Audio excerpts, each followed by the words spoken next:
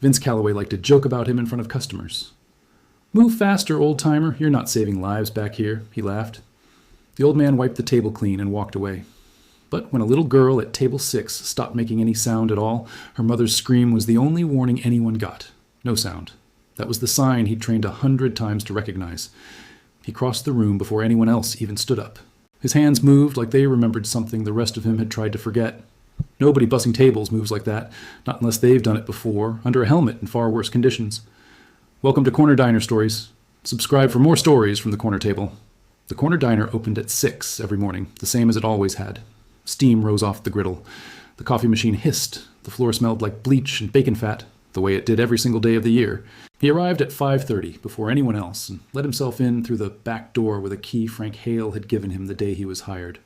His name was Ellis Rourke. Nobody at the diner called him that. Most of them didn't call him anything. He was 71 years old. He moved a little slower than he used to, favored his left knee on cold mornings, and kept his gray hair cut close and neat, the way he'd worn it for 40 years before he ever set foot in this diner. He bussed tables, he wiped counters, he carried trays of dirty dishes back to the kitchen sink and never once complained about the wait. Frank Hale hired him 3 years ago, on a morning when Ellis walked in, sat down at the counter, and said simply, "I need something to do with my hands." Frank didn't ask what he meant. He'd learned over the years not to.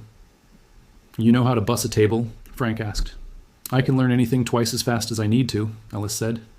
He got the job that same day. The diner had its rhythms, the way every diner does. 6 a.m. brought the early shift crowd, tired and silent, working through their coffee like it was medicine.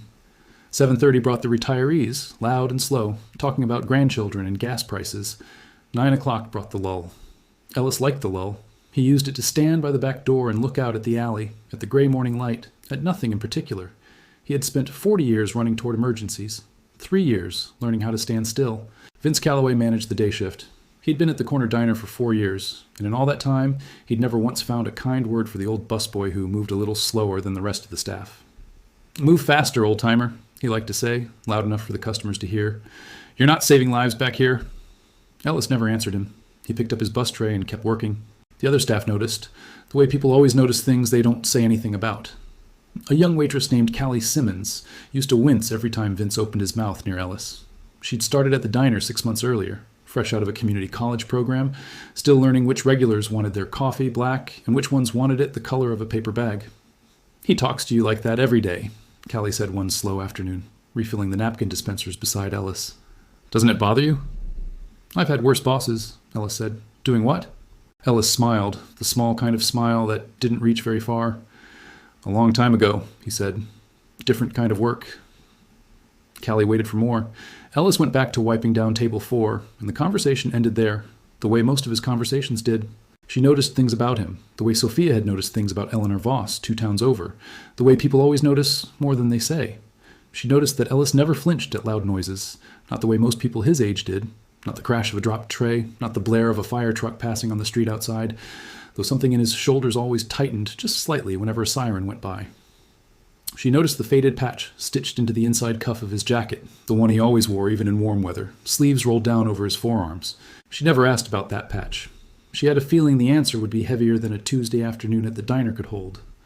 There was an older man who came in most Sundays, a retired mail carrier named Walt Kessler, who liked to sit near the register and talk with Frank about the old days. He'd noticed Ellis too, the way people who pay attention always notice more than they say. "That busboy," Walt said one Sunday, watching Ellis carry a full tray without a single dish rattling, "moves like he's done something with his life, something that mattered." "He's been here 3 years," Frank said. Never once asked him what he did before. "That's the thing about people who've done something that mattered," Walt said. "They're usually the last ones to bring it up." Frank had learned over 11 years of running this diner that the people who ended up behind his counter often carried reasons they didn't want spoken out loud. He respected that. He'd built a habit of hiring the people nobody else wanted, and he'd learned again and again that nobody else wanted them and they had nothing to offer were 2 very different sentences. At night, Ellis went home to a small house on the edge of town, the same house he'd lived in for 30 years, though it felt bigger and quieter now than it ever had before. There was a room upstairs he kept the door closed to. He hadn't been inside it in longer than he liked to admit. On the mantel in the living room there was a photograph, a younger version of himself, maybe 40 years old, standing in front of a fire engine in full turnout gear, one arm slung around a woman's shoulders, both of them laughing at something outside the frame. Her name was Marion. She had been his wife for 22 years. He looked at that photograph every night before bed. He made himself look at it the way he made himself do everything hard. Steadily, without flinching, the same way he'd been trained to walk into a burning building instead of away from one. Some nights he talked to it quietly, the way a person talks to someone they know can't answer but might somehow still be listening. "Slow day today," he'd say, or a new waitress started. "Reminds me a little of you, always noticing things she doesn't say out loud." He never mentioned the fire. He didn't need to. The photograph already knew. He kept the upstairs room closed because he had never found the strength to sort through what remained inside it. Her clothes still hanging in the closet, a half-finished crossword puzzle on the nightstand, a life interrupted mid-sentence. Some griefs, he'd learned, don't get smaller. They just eventually stop taking up every square inch of a person's chest. He turned off the light most nights around 10, the same time he always had, out of habit more than tiredness. Old firefighters, he liked to say, never really lose the instinct to sleep light, ready to move the instant something goes wrong. 12 years later, some nights, he still woke at 3 in the morning convinced he smelled smoke. There never was any, not really. Just a mind that had spent 40 years learning to notice fire before it noticed you, refusing to fully stand down even now. Ellis Rourke had spent 40 years as a firefighter. 25 of those years with Engine Company 14, the last 12 as captain. He had walked into more burning buildings than he could count. He had carried more people out of smoke and flame than most firefighters see in 3 careers. His name was on a plaque in the firehouse lobby, next to a photograph of a much younger man receiving the department's Medal of Valor for a rescue that made the local news for a week. Steady under pressure. That's what the other firefighters used to say about him. The captain who never lost his head, not even when the roof was coming down around him. He built that reputation one impossible call at a time. Apartment fires, warehouse blazes, a collapsed stairwell with 2 children trapped above it, and 11 minutes before the whole structure gave way. There was a night, 6 years before the fire, that changed everything when a row house 3 blocks from the station went up fast, flames already through the roof by the time Engine 14 arrived. A woman on the sidewalk screamed that her husband was still inside, 2nd floor, disabled, unable to move on his own. Ellis went in without waiting for backup to clear the stairwell. He found the man in a back bedroom, half conscious from smoke, too heavy to carry alone. He dragged him down 2 flights of stairs on a salvaged mattress, shielding him with his own body when part of the ceiling gave way behind them. The man lived another 11 years. He sent Ellis a card every Christmas until he passed, always signed the same way, because you didn't wait for permission to save a life. That was the job. That was 25 years of his life. 1,000 rooms just like that one, 1,000 moments where the only thing standing between a person and the end of their story was whether his hands held steady inside the smoke. They always held steady. The younger firefighters at Engine 14 used to say nothing could rattle Captain Rourke, that he moved through a burning structure the way most men walked through their own kitchen. He never lost his composure. Not once. Not in 25 years on the line. Then, on a Tuesday night in November, his own house caught fire. He was 3 miles away, at that moment, fighting a different fire. A chemical plant blaze that had already cost 1 firefighter his life that night. A scene so severe that every available unit in the county had been called in. Marion was home alone. A space heater in the guest room left running too close to an old curtain started the blaze just after midnight. By the time Ellis's radio crackled with his own address, by the time he understood what those coordinates meant, by the time he broke every rule in the department's book and drove there himself instead of waiting for relief, the fire had already been burning for 11 minutes. He arrived to find his own house consumed in flame, his own crew, men he had trained, men he trusted with his life, already fighting a battle they were losing. He tried to go in. 3 of his own men held him back. Silence. Marion did not survive the fire. Nobody in the department ever said a word against him. Every firefighter in that county knew Ellis Rourke would have walked into that fire without a second's hesitation if his men had let him, knew he would have died trying, knew that his own crew held him back because they understood exactly what he could not yet understand himself, that there had been nothing left to save. It didn't matter what anyone said. He knew what he knew. He had spent 25 years walking into other people's burning houses, and he had not been standing in the doorway of his own when it mattered most. In the weeks that followed, he tried going back to the station twice. Both times, he sat in his truck in the parking lot and could not make himself walk through the doors. His hands, the steadiest hands in the department, shook so badly the second time that a rookie had to help him unclench his fingers from the steering wheel. The department offered him leave. They offered him a counselor, a peer support group, a slower rotation with fewer live calls. He thanked them for all of it and told them none of it would help. He wasn't afraid of the fire. He was afraid of what it meant to walk into someone else's burning house and be trusted to bring them out alive when he hadn't been able to do the same for the one person who mattered most. He retired 8 months later. He didn't fight the department's attempt to talk him out of it. He didn't take a desk job, an instructor's post, any of the roles they offered to keep him close to the work he'd given his whole adult life to. He sold most of what he owned, kept the house because he couldn't bring himself to leave the mantle and the photograph, and found the quietest, smallest work he could find. A diner needed someone to bus tables. He could carry trays. He could wipe counters. Nobody would ever ask him to run into a fire again. That was the whole plan. For 3 years, it worked. The Tuesday it stopped working started like any other. The diner was busy, the lunch rush spilling over into early afternoon. Callie was working the front tables. Frank was behind the register, arguing gently with a supplier on the phone about a late delivery. Vince Calloway stood near the kitchen pass, complaining about a slow ticket to anyone who'd listen. The radio behind the counter played something low. Frank was still on the phone, half distracted, jotting notes about the late delivery. It was, in every way that mattered, an unremarkable Tuesday. At table 6, near the window, a young mother named Dana Whitcomb sat with her 6-year-old daughter Lily, sharing a plate of chicken fingers between bites of conversation about the mother's new job and the daughter's upcoming school play. Lily was in the middle of a laugh when she reached for another piece of chicken. She didn't chew it enough. She never did, not when she was excited about something. For a moment, nothing looked wrong. Then Dana noticed her daughter's face, the sudden stillness, the wide eyes, the small hands flying up to her throat. No sound came out of her, not a cough, not a cry, nothing at all. Dana's voice came out first, high and cracked. "Lily? Lily, honey, look at me. Lily." The scream that followed brought half the diner to its feet. Ellis was 3 tables away, a bus tray in his hands, when the silence hit him harder than the scream did. He had spent 25 years learning the difference between a child who is choking loudly and a child who has gone completely, terrifyingly silent. The silence was always the dangerous one. The silence meant no air was moving at all. He set the tray down without looking at it. It didn't matter if it fell. Nothing in his hands mattered anymore except what came next. He crossed the diner floor before anyone else had even fully understood what was happening. "I need you to let me help her," he said to Dana, his voice low and even, nothing in it that resembled panic. "I know what to do. Let me help her." Dana, frozen with terror, could only nod. Ellis knelt beside the child's chair, then gently turned her, positioning himself behind her small frame with the calm efficiency of a man who had done this exact motion more times than he could count, though never, in all those years, on a child this small, in a place this quiet, with this much riding on his own 2 hands. 1, 2, 3. He gave a firm upward thrust just below her ribs, his hands locked in the position he had taught to 100 rookie firefighters and 1,000 terrified parents in community safety courses over the decades. Nothing.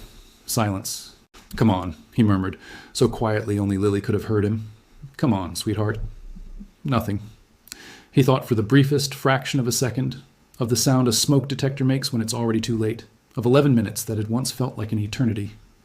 He pushed the thought away. There was no room for it here. There was only this child, this moment, these hands. He tried again. 2. 3 thrusts, firm and controlled, no wasted motion. Callie had reached the table by then, phone already in her hand, dialing without needing to be told. Frank had come around the counter, and even Vince Calloway had gone still, watching for the first time in 4 years, without a single word to say. "Again," Ellis said quietly, more to himself than anyone else, and delivered a second sharp thrust. A piece of chicken flew loose from her throat and skittered across the tile floor.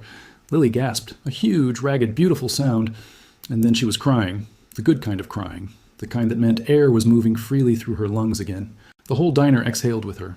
Dana dropped to her knees beside her daughter, sobbing, pulling her into her arms, repeating her name over and over like a prayer she'd been holding on to for the longest 10 seconds of her life.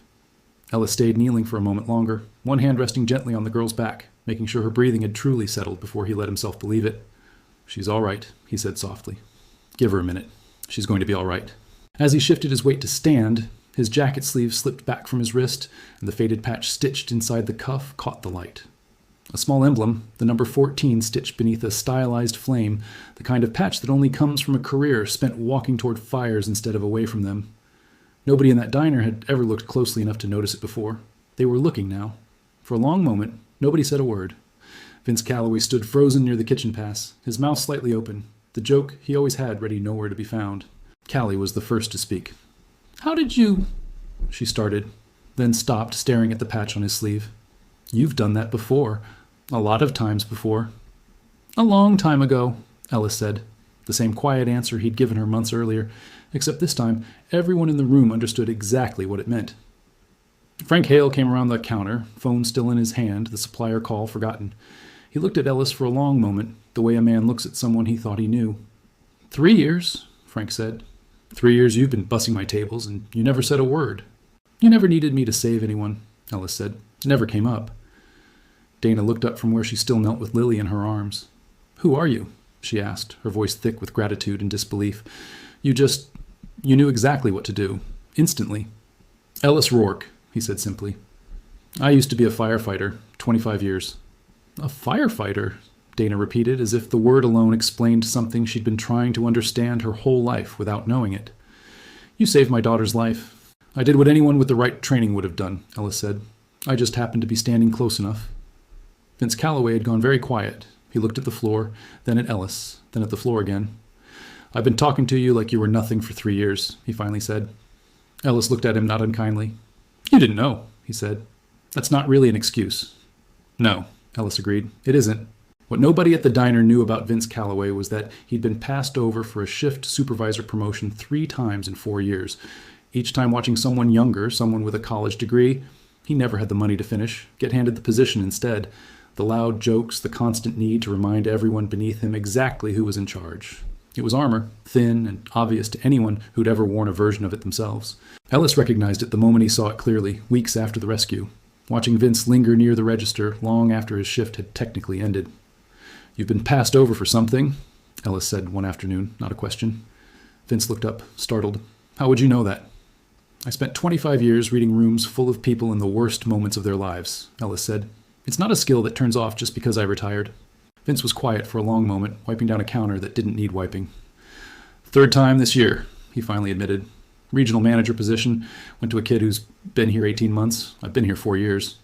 That's a hard thing to carry around all day, Ellis said. Explains a few things. Doesn't excuse how I've talked to you. No, Ellis said, but it helps me understand it. There's room for both those things to be true. Vince didn't say much else that day, but he came back the next morning less sharp-edged than usual, and the morning after that, and slowly, over the weeks that followed, the loud jokes at Ellis's expense stopped almost entirely, replaced, more often than not, by an awkward but genuine kind of quiet respect. Vince didn't say anything else. He didn't need to. Everyone in that diner had watched him shrink in real time, the loud manager suddenly small next to the quiet man he'd spent 4 years mocking. A reporter from the local paper called the diner 2 days later, asking if Ellis would sit for an interview about the rescue. Ellis said no. People would want to hear your story, the reporter said. A decorated firefighter hiding in plain sight for 3 years. That's a headline people remember. Write about Lily instead, Ellis said. Write about her mother's instincts, getting her to me fast enough to matter. That's the story worth telling. The paper ran a small piece anyway, 3 paragraphs on the community page, mostly about Dana and Lily, with a single line noting that a former firefighter working at the diner had assisted. No photograph, exactly the way Ellis wanted it. Dana Whitcomb came back to the diner the following week, this time with her husband, Marcus, and an invitation. We'd like to have you over for dinner, she said, standing at the counter while Ellis wiped down table 6, the same table where everything had happened. It doesn't need to be anything special. We just want the chance to thank you somewhere that isn't a diner with a rag still in your hand. Ellis hesitated. He hadn't sat at another family's table in longer than he could easily remember. I'd like that, he said, surprising himself. He went 2 weeks later, on his one evening off. The Whitcomb house was warm and a little chaotic. Toys scattered across the living room floor. The smell of a roast coming from the kitchen. Lily, fully recovered and entirely unbothered by the memory of what had happened, spent most of dinner asking Ellis increasingly detailed questions about fire trucks. Do you still have your helmet? She asked. Chickenfork paused midair. I do, Ellis said. Somewhere in a box at home. Can I see it sometime? I think that could be arranged. At the end of the night, standing at the door, Marcus shook Ellis's hand for a long moment. I don't know how a person repays something like this, he said. You don't, Ellis said. You just make sure somebody else gets the same chance someday if it's ever your turn to give it. He drove home that night with the windows cracked, letting the cool air move through the truck. For the first time in longer than he wanted to count, he didn't feel like a man hiding from his own life. He felt instead like a man slowly finding his way back into the edges of it. A few weeks after that, an old friend walked into the diner during the Tuesday lunch rush, a heavy-set man in his 60s, wearing a faded Engine 14 sweatshirt, who stopped mid-step when he spotted Ellis behind the counter with a bus tray in his hands. Captain Rourke, the man said, disbelief written across his face. Someone told me a rumor. Didn't believe it until right now. Ellis recognized him after a beat. Danny Ferris, one of the young firefighters he'd trained 15 years earlier, now a battalion chief himself. He'd been one of the ones who kept calling all those months after Marion's funeral, long after most people had stopped. "Danny," Ellis said quietly. "I never stopped wondering where you disappeared to," Danny said. "None of us did." Ellis poured him a cup of coffee, his hands steady, and for the first time since he'd left the department, he let himself sit down across from someone from his old life and actually talk. They stayed there over an hour after Ellis's shift ended, Frank waving off anyone who tried to take the booth. Danny didn't ask him to come back to the department. He didn't push. He just listened, the way an old friend listens, and before he left, he asked if he could stop by again sometime. "I'd like that," Ellis said, and meant it. Danny came back 3 more times over the following months, sometimes alone, once with 2 younger firefighters from the current roster of Engine 14 who wanted, in their own quiet way, to meet the captain whose name was still on the plaque in their firehouse lobby. Ellis poured their coffee himself, refused to let Frank charge them for it, and listened to stories about calls he'd missed, equipment that had changed, faces that had come and gone from a department he still, in some deep, unspoken way, considered his own. "You know the door's still open," Danny told him once near the end of a long, easy conversation. "Instructor position, whenever you want it. No pressure, just the offer doesn't expire." Ellis thought about it more seriously than he expected to. He didn't say yes. He didn't say no either. "Give me some time," he said, and Danny nodded, understanding a great deal more than the words themselves said. Word got around town fast. A decorated firefighter working as a busboy at the corner diner was not the kind of story that stayed quiet, not in a town this size. Ellis didn't quit his job. He kept showing up at 5:30 every morning, kept bussing tables, kept wiping counters. But something in the diner had shifted.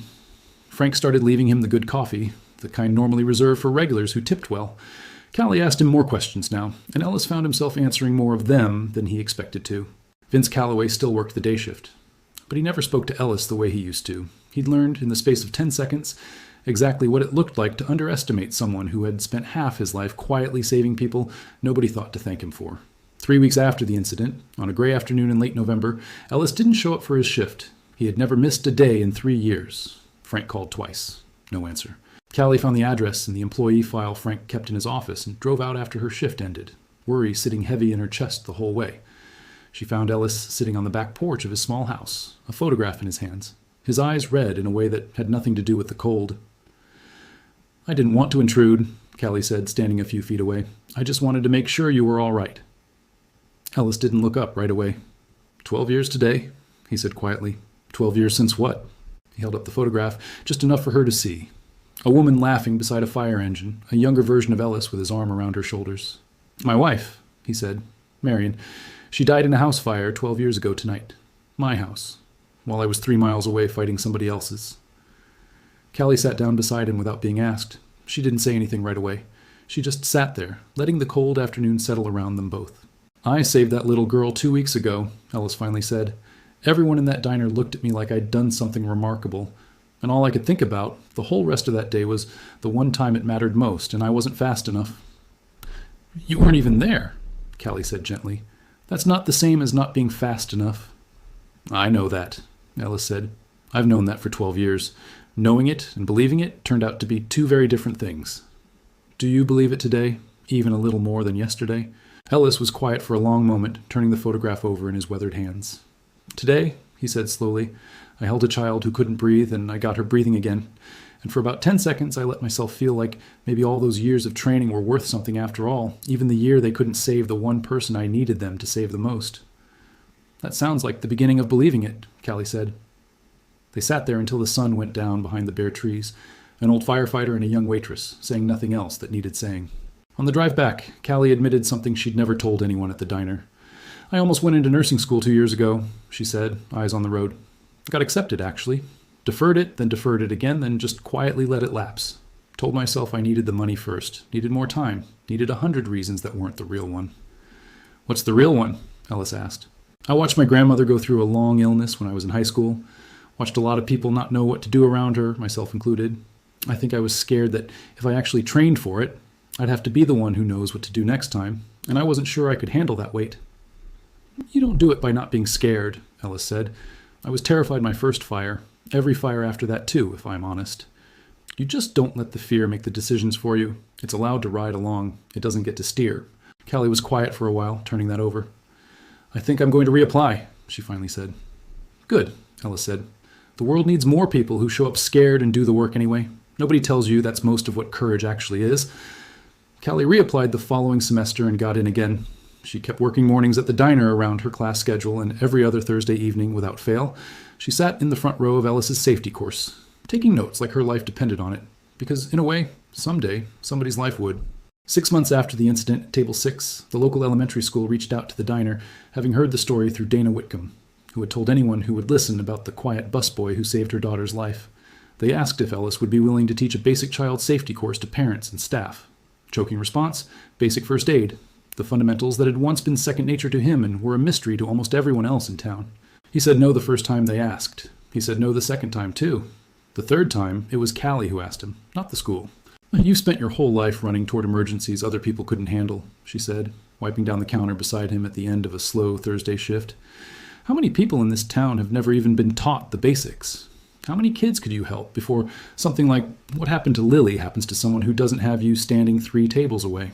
Ellis thought about Marion. He thought about the 3 years he'd spent believing his hands weren't meant to help anyone else, not after the one night they hadn't been fast enough. "All right," he said. One class. One class became 4. 4 became a standing course held in the diner's back room every other Thursday evening, open to any parent, grandparent, or diner employee who wanted to learn. Frank donated the space and the folding chairs without being asked twice. The first class had 9 people in it, including Vince Calloway, sitting quietly in the back row, taking the whole thing far more seriously than anyone who had ever heard him joke about saving lives back here would have expected. Walt Kessler came too, creaky knees and all, insisting a retired mail carrier ought to know how to help a neighbor in trouble. Dana and Marcus Whitcomb drove in from across town for the second session, bringing Lily along, who sat cross-legged on the floor and watched with wide, serious eyes as Ellis demonstrated the maneuver on a training mannequin. "That's what you did to me," she said solemnly, pointing at the mannequin. "That's exactly what I did," Ellis said, "except you were a lot more polite about it than this dummy is." Lily giggled, and for a moment the whole weight of the room lifted. Ellis taught the same way he'd once trained rookie firefighters. Patient, precise, insistent on repetition until the motion became instinct instead of memory. "You won't have time to think when it matters," he told the class, demonstrating the Heimlich maneuver on a training mannequin, his hands finding the position without hesitation. "Your hands need to already know what to do before your mind catches up. That's the whole secret. There is no secret." Callie practiced across from Walt Kessler, who kept apologizing for his creaky knees between attempts. Dana and Marcus took turns on the mannequin, while Lily supervised with the seriousness of a drill sergeant, correcting her father's hand placement with a confidence that made the whole room laugh. Vince practiced the motion clumsily at first, then with growing focus, his usual bravado nowhere in sight. "You're doing better," Ellis told him, adjusting his hand placement. "Higher, just under the ribs. You won't hurt them by pushing too hard. You're far more likely to hurt someone by hesitating." "Feels like you're talking about more than the maneuver," Vince said quietly. "Maybe I am," Ellis said, and left it at that. They named the course eventually at Callie's insistence, though Ellis argued against it twice before finally giving in. The Marion Rourke Family Safety Program, because some names deserve to keep living long after the person who carried them is gone. 1 year later, on a quiet Tuesday morning, a new busboy started his first shift at the corner diner. A 19-year-old named Theo, hired to help handle the growing weekend crowd that had started coming in partly, though nobody said it out loud, because of the story people told about the quiet man who saved a little girl's life. Theo was nervous. He dropped a tray his first hour, dishes scattering across the tile. Ellis knelt down beside him and helped gather the pieces. "First week's always the hardest," Ellis said. "You'll find your footing." "Is it true you used to be a firefighter?" Theo asked, still a little starstruck. "Everyone talks about it." 25 years, Ellis said. "Captain, the last 12 of those. Do you ever miss it? The real thing, I mean, not the safety classes." Ellis considered the question honestly, the way he considered most things now. "Some days," he said, "but I stopped thinking of what I do here as the lesser version of it. For a long time, I believed saving a life only counted if it happened inside a burning building with a hose in my hand. I know better now. Ask Lily Whitcomb if a bus tray and a bare pair of hands count for something." Theo smiled, still a little unsure of himself, and went back to gathering the broken dishes, moving more carefully this time. Ellis watched him for a moment. He thought, not for the first time, that Marion would have liked this boy, would have told him to slow down, to breathe, the same patient way she'd told Ellis the exact same thing 100 times over 22 years of marriage. He let the thought sit there gently, the way he'd learned to let it sit rather than pushing it away. It still hurt. It probably always would. But it no longer felt like the only true thing about him. Ellis smiled, the small kind of smile that had started over the past year to reach a little further than it used to. "I still am one," he said. "I just found a different kind of fire to run toward these days." He stood, picked up his bus tray, and walked back out onto the floor, past table 6, where a new family sat laughing over breakfast, past the counter where Vince Calloway nodded at him with something that finally looked like respect. Outside, the town moved through its ordinary Tuesday, a school bus idling at the corner, a mail carrier making her rounds, a world entirely unaware of how many quiet people in it were carrying entire lifetimes nobody had thought to ask about. Somewhere in that same town, a retired detective swept a floor he didn't need to sweep. Somewhere else, a woman who had once been a surgeon poured coffee into a cup that had no idea whose hands were filling it. And at the corner diner, at 5:30 every morning, a man named Ellis Rourke let himself in through the back door, ready to carry whatever needed carrying, quietly prepared, the way he had been his whole life, for the one moment a day when it might matter more than anyone watching would ever guess.